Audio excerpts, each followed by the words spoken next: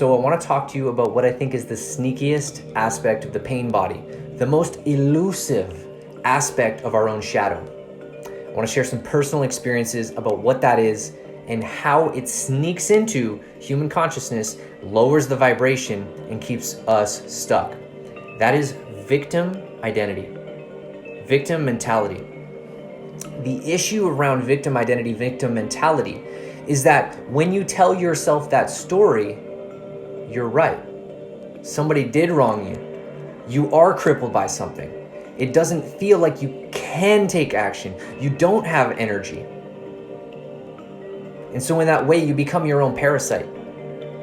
But that's the thing. You get to be right. You get to be disempowered. You get to leave the responsibility on the table to your circumstance, but at what cost? At what cost do you get the satisfaction of people's pity? Do you get the satisfaction of attention? Do you get the satisfaction of feeling, yeah, I am helpless?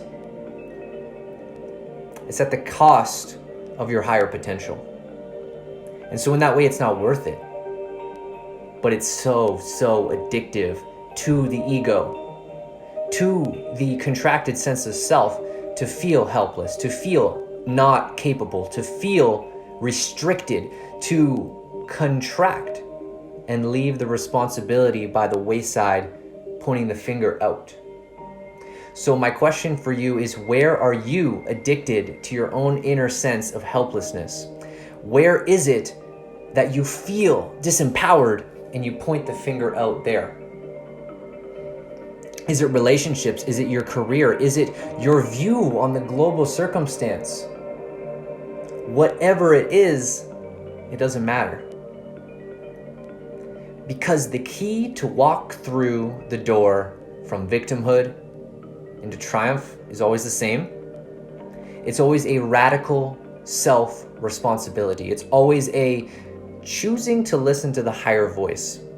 It's always understanding, coming to this understanding that no one can hold you in the contracted state. No memory, no person, no government, no story. Nothing can hold you in your contracted state except you. You are the one who controls whether you contract or expand.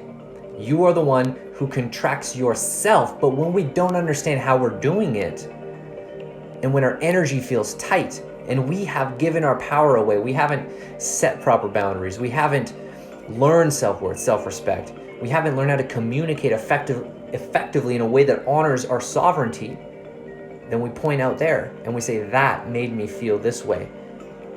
And then we might even learn that, okay, I am empowered, so I am the one who's responsible for how I feel. But still in the subconscious, we project our power out. It's a big journey and there's layers to it. I'm on this journey with you.